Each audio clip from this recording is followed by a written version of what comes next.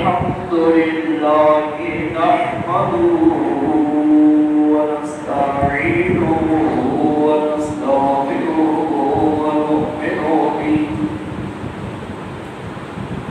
ونؤمن به ونتوكل عليه ونعوذ بالله من شرور أنفسنا ومن سيئات أعمالنا من يهده الله فلا مضل له ومن يضلله فلا هادي له ونشهد أن لا إله إلا الله وحده لا شريك له ولا وزير له ولا مشير له ولا معين له ونشهد أن سيدنا ومولانا محمدا عبده ورسوله أما بعد أعوذ بالله من الشيطان الرجيم بسم الله الرحمن الرحيم إنما يعمر مساجد الله من آمن بالله واليوم الآخر وقال النبي صلى الله عليه وسلم من بنى لله مسجدا بنى الله له بيتا في الجنة أو كما قال عليه الصلاة والسلام صدق الله العظيم وصدق رسوله النبي الكريم ونحن على ذلك من الشاهدين والشاكرين والحمد لله رب العالمين. میرے انتہائی واجب الاحترام دوستوں بھائیوں بزرگوں،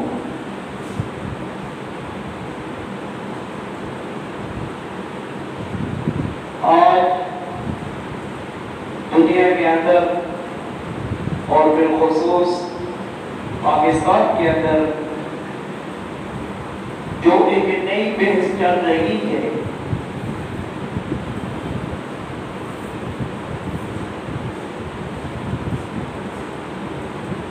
میرا دل بھی یہی چاہتا ہے کہ میں اس کے متعلق کچھ گفتگو آپ حضرات کے سامنے کر دوں، اور وہ بحث منظر کے حوالے سے ہے۔ قرآن کریم فرقان حمید میں رب کائنات کا فرمان ہے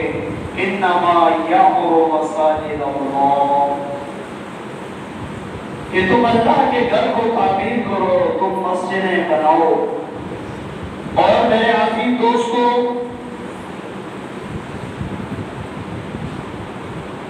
قرآن کریم فرقان حمید میں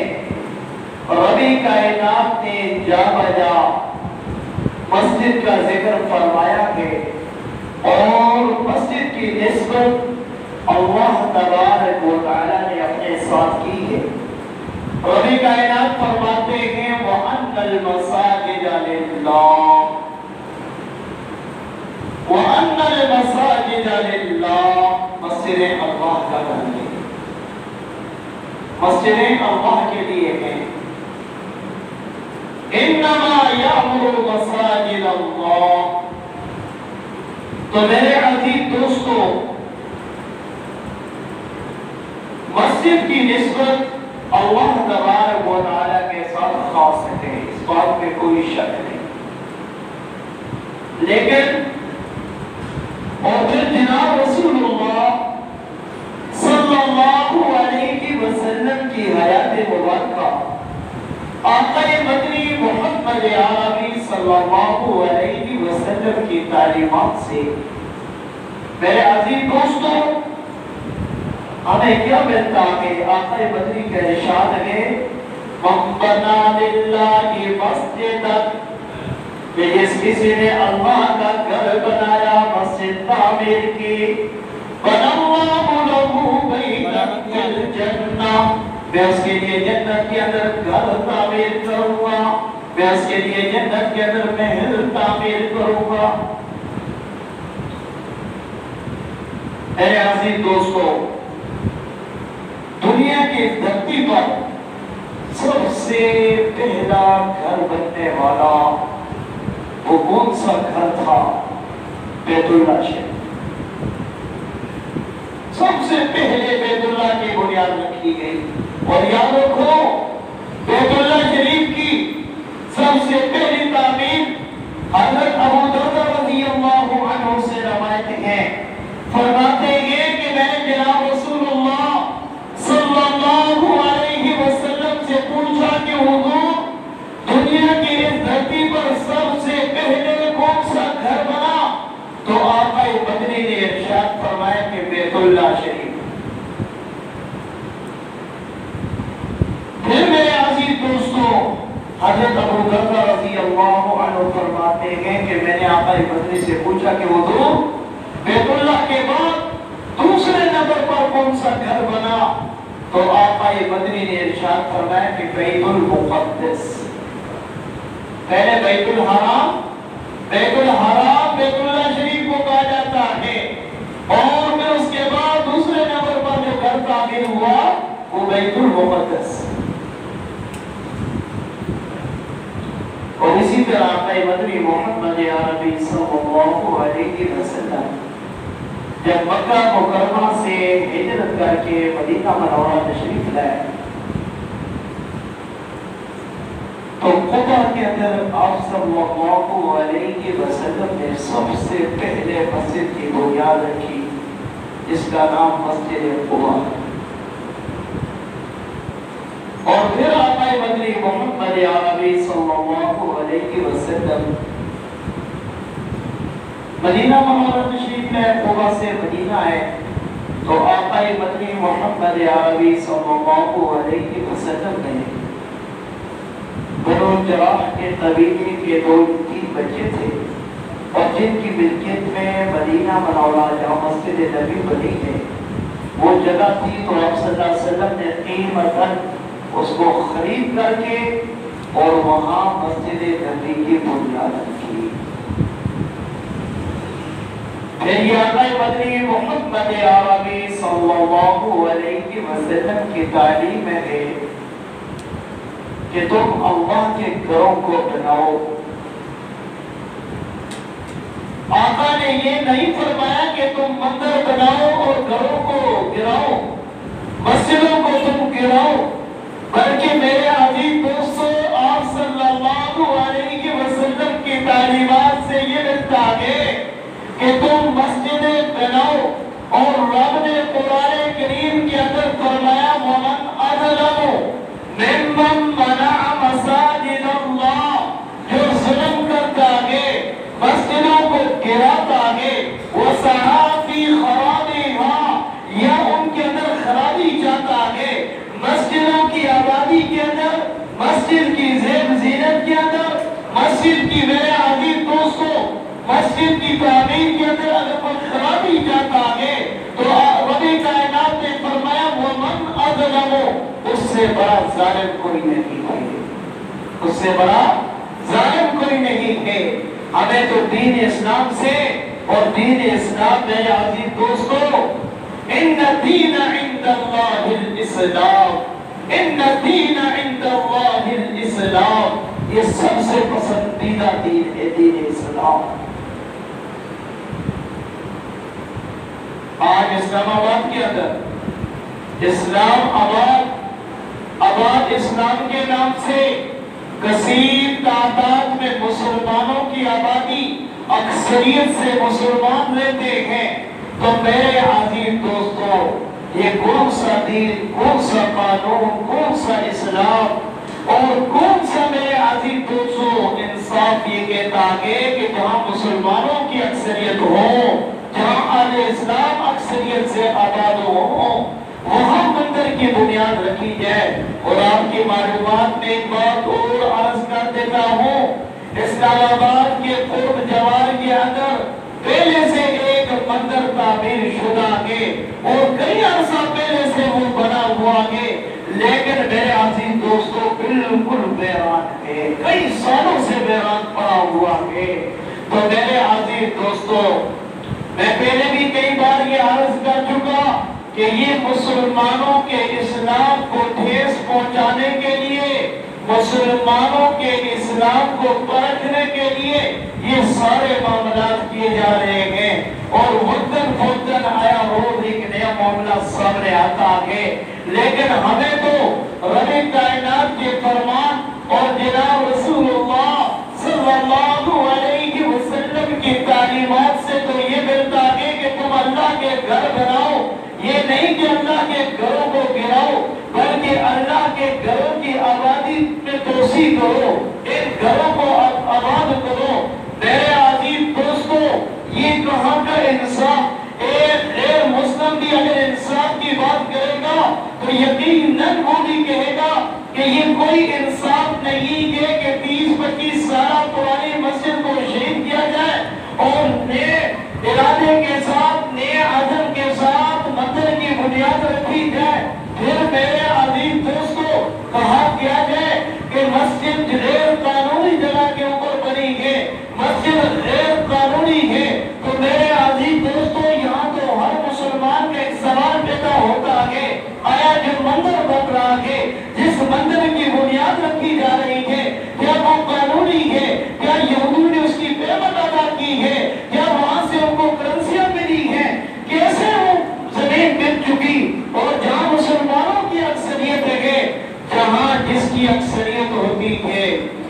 وہاں اسی کے لیے عبادت گاہ بنی جاتی ہے، وہاں اسی کے لیے عبادت گاہ بنائی جاتی ہے۔ مسلمانوں کی اکثریت اسلام آباد اسلام کے نام سے بنا، پورا پاکستان اور پھر پورا ہمارا یہ ملک، میرے عزیز دوستو، اسلامی جمہوریت پاکستان کے نام سے اس کی بنیاد رکھی گئی۔ کلمہ طیبہ لا الہ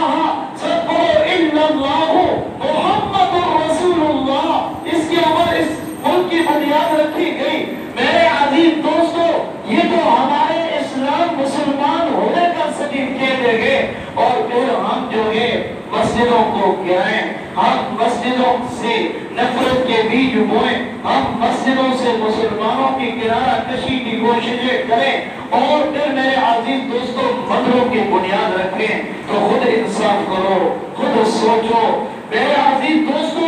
میں تو اس نتیجے کے اوپر پہنچا ہوں، میری سوچ ایک محدود سوچ ہے، میں تو اس نتیجے کے اوپر پہنچا ہوں کہ آج پوری دنیا اللہ تبارک و تعالیٰ کی گرفت، اللہ کے عذاب کے اندر ہے، اور ایسے کام کر کے، ایسے کارنامے سر انجام دے کر کے اللہ کے عذاب کو مزید دعوت دینے والی باتیں ہیں۔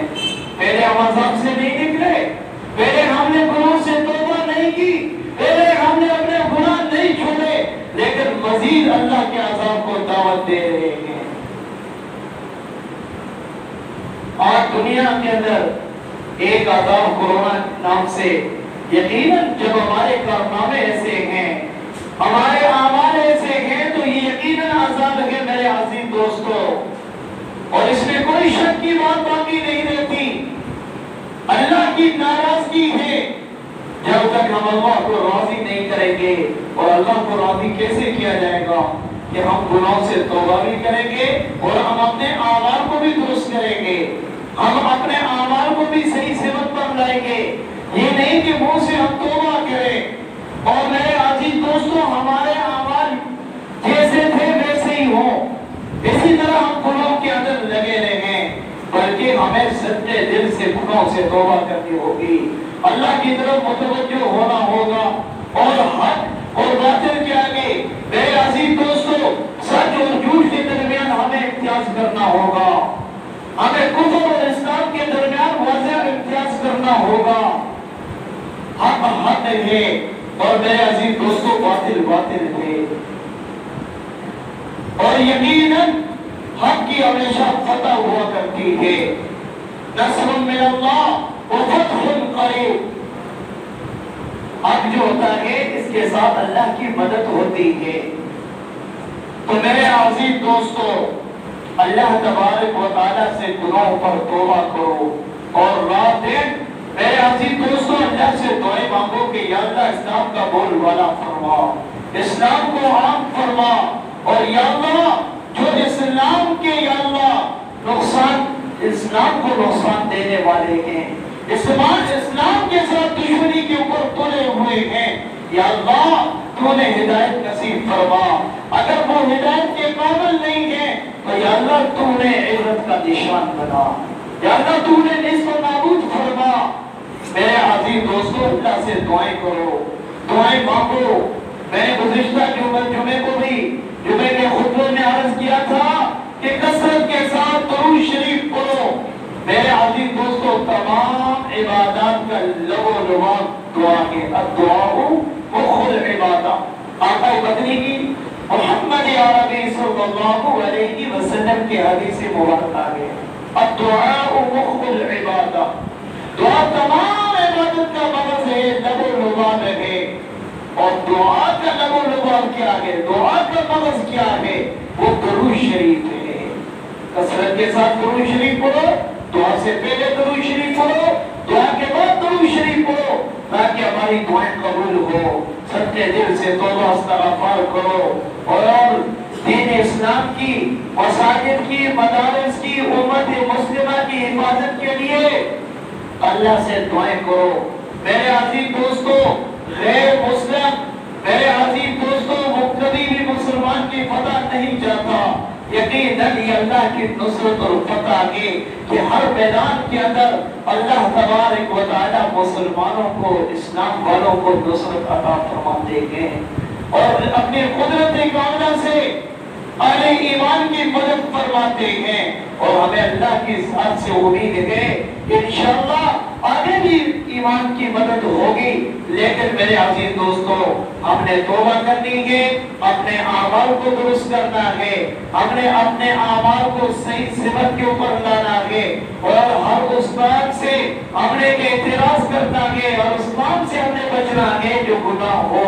جس کے اندر رب کی نافرمانی، آقا مدنی محمد عربی صلی اللہ علیہ وسلم کی اطاعت شامل نہ ہو، اس کام کو ہم نے ترک کرنا ہے۔ اللہ تبارک و تعالی ہم سب کو عمل کی توفیق